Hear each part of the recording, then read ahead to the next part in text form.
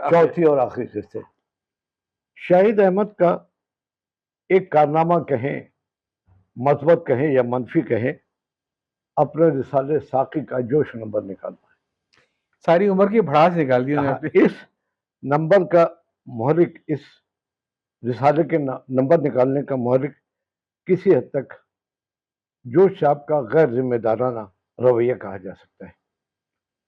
یوں تو وہ اپنی سوانح یادوں کی برات میں سینکڑوں فحش اور ناقابل تحریر لطیفے اور واقعات لکھے ہیں۔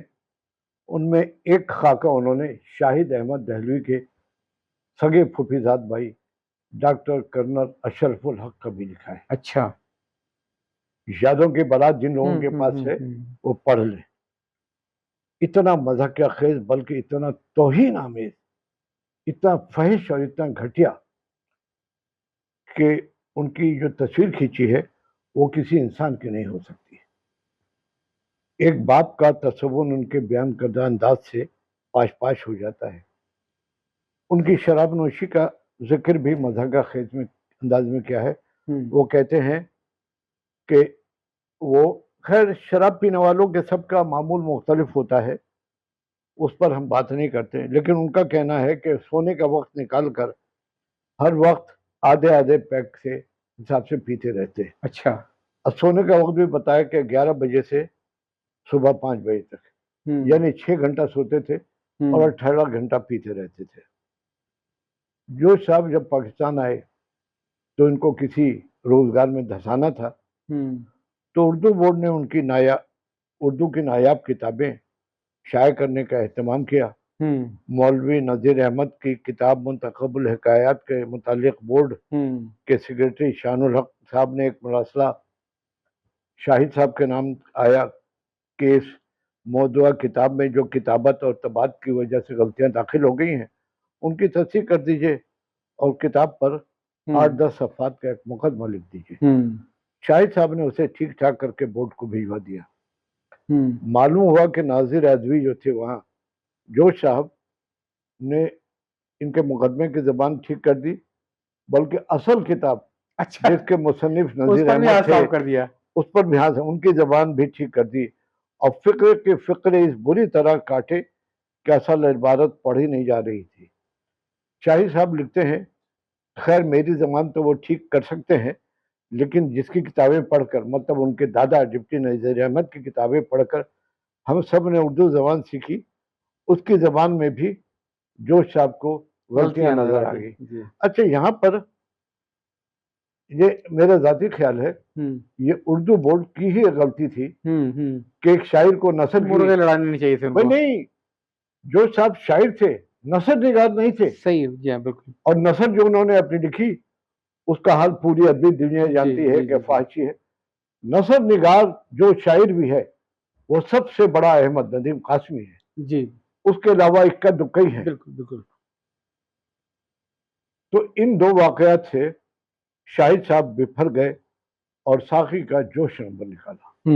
500 صفحات کا یہ خاص نمبر پورے پاک و ہند کے مصنفین سے جوش صاحب کے خلاف مضامین اور نظموں پر مشتمل تھا، اور انہوں نے پورے انڈو پاک میں خط لکھ لکھ کر کے لوگوں سے منگوائے۔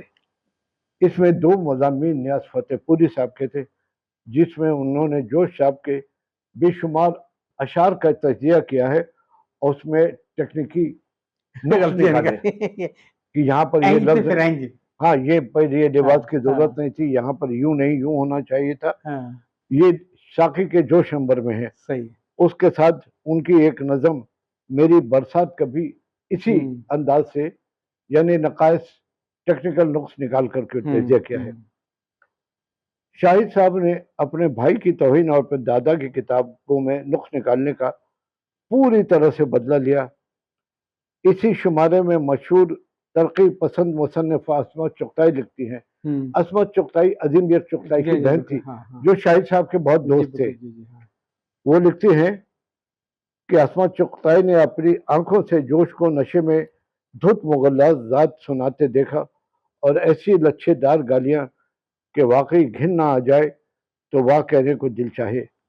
ہر شرابی ندیدہ ہوتا ہے اور بڑے ذلیل طریقے پر ندیدہ ہوتا ہے، بلا نوش ہوتا ہے. جورج صاحب جلتے توے پر بھی بیٹھ جائیں تب بھی کوئی یقین نہیں کرے گا کہ انہوں نے اپنی زندگی میں چھچورا پن نہیں کیا ہے. صحیح. اور تو اور انہوں نے جورج صاحب کا ایک تحریر کردہ فحش گیت بھی شائع کر دیا، یہ تو شہدر. پھر ان میں جورج صاحب میں کیا فرق رہ گیا؟ دیکھیے صاحب، یہ گیت جو ہے یہ رضا علی عابدی صاحب کے نام سے تو جانتے ہیں. عابدی صاحب نے کئی کتابیں لکھی ہیں جی جن میں ایک ریل کہانی ہے کہ ریل کا انداز کس طرح سے ہوا. مرزا محمد ہادی رسوا امراؤ جان رضا کے مصنف، وہ انجینئر تھے تعلیم کے حساب سے، اور کوئٹہ سے ریل کی پٹری بچھانی شروع کی. اچھا. کوئٹہ سے، اور وہ اس کے نگران تھے. اس کے علاوہ ان کی شیر دریا ہے، جو دریائے سندھ کہاں سے شروع ہوتا ہے، کشمیر کے کہیں ہوتا ہے، اور انہوں نے ہر جگہ سفر کیا. جنرلی سڑک جو بنگال سے پشاور تک جاتی ہے. ایک خاکی کی کتاب بھی ہے، شاید تعارف ہے، صحیح نام یاد نہیں ہے. ان کی ایک کتاب ہے نغمہ گر. نغمہ گر انہوں نے، اچھا شروع میں جب فلمیں بنی بلیک اینڈ وائٹ تو تھی، اس میں پلے بیک سنگنگ کا بندوبست نہیں ہوتا تھا. صحیح. وہ آرٹسٹ جو تھے، اداکار خود ہی گاتے تھے. خود ہی گاتے تھے. صحیح. اچھا، تو انہوں نے ڈبلو زیڈ احمد نے اپنی فلم زینت کے نغموں کے لیے جورج صاحب کو کہا.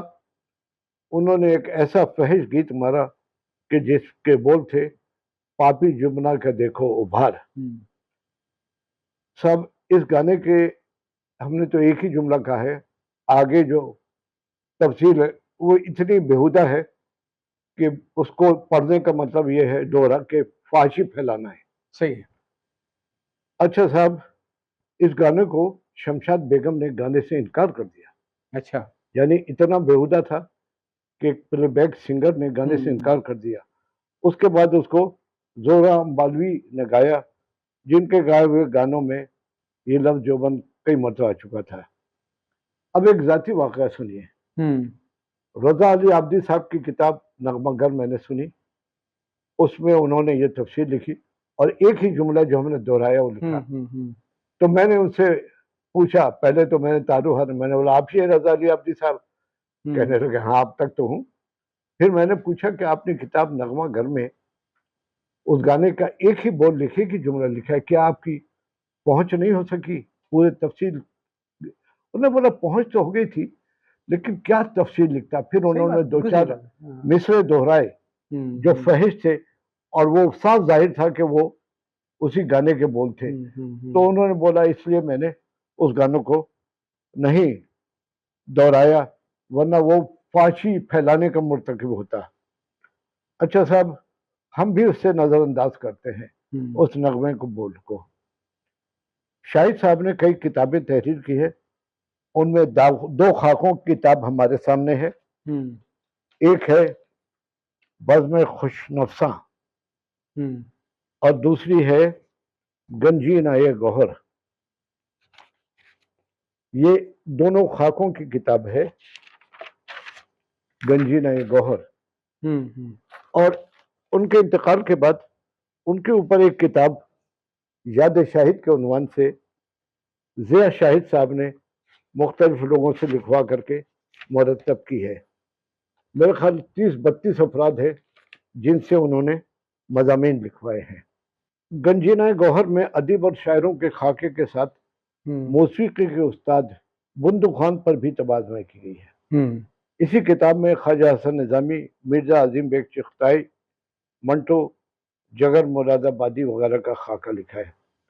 دوسری کتاب بزم خوش نفساں میں جو جمیل جالبی صاحب نے مرتب کی ہے، اس میں جن لوگوں کے، جن اہل قلم کے خاکے لکھے ہیں ان میں مولوی عبدالحق، مولانا عبدالسلام، شوکت تھانوی، نیاز فتح پوری صاحب، فیض احمد فیض، کرشن چندر، حفیظ جالندھری وغیرہ کے ہیں.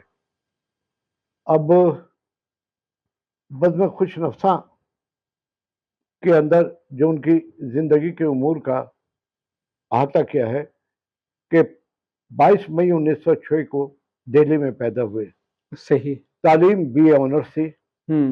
پہلی شادی جنوری 14 जनवरी 1922 को हुई صحیح اور ان بیگم کا انتقال ہو گیا تو اس کے بعد 1938 میں آسما بیگم سے شادی انجام پائی اور جو ان کی شاہد صاحب کی حیات تک ساتھی رہی. ساقی کا اجرا جنوری 1930 میں ہوا. ہجرت انہوں نے 23 ستمبر 47 میں لاہور کی, پھر مئی 48 میں کراچی آ گئے. ستمبر 48 میں کراچی سے ساقی کا اجرا ہوا. ریڈیو پاکستان کی ملازمت 1948 میں اختیار کی. پاکستان رائٹرز کی بنیاد جنوری 1959 میں ڈالی گئی. یونیسکو کی طرف سے تھائی لینڈ، فلپائن، جاپان اور ہانگ کانگ کا دورہ اپریل 1959 میں کیا.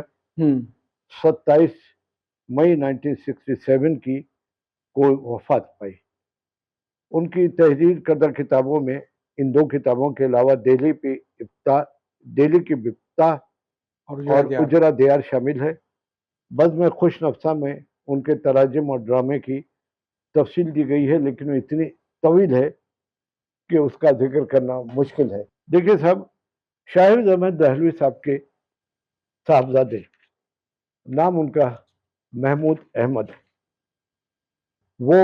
انہوں نے مضامین موسیقی میں اپنے والد کی یاد میں مضمون لکھا ہے. وہ لکھتے ہیں کہ اس زمانے میں ریڈیو پاکستان میں آرٹسٹ کو ایک شام کے 25 روپے ملتے تھے اور مہینے میں صرف 2 پروگرام. اچھا. مہدی حسن اپنے پیٹ کا ایندھن بجھانے کے لیے اپنے بڑے بھائی کے ساتھ میکینک کا کام کرتے تھے. 1960 میں فیض احمد کی گلوں میں رنگ بھرے ریڈیو سے نشر ہوئی. مہدی حسن کی آواز اور گائیکی نے پورے برصغیر میں تہلکہ مچا دیا. مزے کی بات یہ ہے کہ کوئی فیض صاحب سے اس غزل کی تعریف کرتا تو کہتے یہ غزل اب مہدی حسن کی ہے. ابا کے انتقال یعنی شاہد احمد دہلوی کے انتقال کے بعد ان کی والدہ آسما بیگم ہر سال ابا کی برسی منایا کرتی تھی. ریڈیو پاکستان اس محفل میں مہدی حسن بغیر کسی فیس کے بخوشی شریک ہوتے تھے اور لوگوں سے کہتے ریڈیو پاکستان میں میرا سب سے پہلا آڈیشن شاہد احمد دہلوی صاحب نے کیا تھا. وہ مجھے سننے کے بعد بولے خدایا صبح سے اب تک اتنے بے سرے لوگوں کو سن رہا ہوں کہ طبیعت اکتا گئی تھی. آپ کو سن کر طبیعت خوش ہو گئی اور ان کا عقیدہ ہے کہ روحوں کا باہمی تعلق ہوتا ہے. یہ لکھتے وقت میں محسوس کر رہا ہوں کہ جیسے آسمان میں یہ 2 روحیں مل رہی ہوں اور خوشی سے ملہار گا رہی ہیں. کیا بات ہے. شاہد صاحب کی ایک چھوٹی بہن تھی. ایک مرتبہ حبیب ولی محمد نے اپنے ہاں میں مشہور موسیقار، جی بالکل، انہوں نے تو بے شمار گائی ہے غزلیں، لیکن سب سے اعلیٰ غزل جو مجھے لگتی ہے وہ ہے لگتا نہیں ہے جی میرا اجڑے دیار میں. تو ان کے ہاں ایک پروگرام پر گئے، وہاں لوگوں نے بہت اصرار کیا تو انہوں امیر خسرو کے بول راگ کی بندش میں گائے. حامد حسین سارنگی پر اور خورشید خان طبلے پر تھے. پھر راگ کے اختتام پہ ترانہ گایا تو ایسا سما باندھا کہ محفل جھوم اٹھی. سارنگی، طبلے اور گویے کی ایسی جگل بندی شاید ہی کسی کو نصیب ہوئی. گانے کے ختم ہونے پر حبیب ولی محمد صاحب نے ایک خوشنما بند تھیلی میں بہت سے روپے بطور انعام شاہد دہلوی صاحب کو دیے. شاہد صاحب نے شکریہ کے ساتھ اسے قبول کر کے اطمینان سے تھیلی کھولی اور تمام پیسے نکال کر سازندوں میں تقسیم کر دیا. سازندوں میں تقسیم کر خالی تھیلی وہیں چھوڑ آئے. تو شاہد صاحب کی چھوٹی بہن یعنی ان کے بیٹی کی پھوپھی نے کہا، وہ پھوپھی اب چھوٹی بہن بڑی لاڈلی تھی اور بہت چرب زبان کہلاتی تھی. وہ پکے دلی والی تھی. وہ ابا پر ناراض ہوئی کہ واہ بھائی واہ، حاتم تائی واہ، گھر میں کھانے کے لالے پڑ رہے ہیں اور تم بادشاہ بنے پھرتے ہو. پیسے گھر لانے چاہیے تھے. ابا نے بیڑی کا لمبا کش لے کر مسکراتے ہوئے کہا، سنو، ساری شام اسے مجھے اپنے ساتھ عزت سے بٹھا رکھا تھا، مگر اگر میں یہ پیسے لے کر گھر آتا تو دوسری مرتبہ بھی مجھے وہاں بٹھاتا، مجھے جوتیوں میں بٹھاتا جہاں دوسرے گویے بیٹھے ہوئے تھے. صحیح صحیح. تو انہوں نے وہ بہت مالی طور پر بہت بے نیاز آدمی تھے، بے فکر غنی، تھے، دل کے غنی تھے. دل کے غنی تھے. حالانکہ کراچی میں مشکل وقت آیا، نوکری کرنی پڑی، لیکن اور وہ بھی جو کہ پوتروں کے رئیس. ہاں جی. وہ ایک ترک مہکشی پر بھی رہی وہی مہکشی اپنی، واہ. ترک مہکشی پر بھی رہی وہی مہکشی اپنی. بس یہ ہمارا آخری قسط تھی. بہت بہت شکریہ آپ کا. آئندہ کسی پروگرام میں شامل ہوں گے. انشاءاللہ انشاءاللہ انشاءاللہ. اللہ حافظ.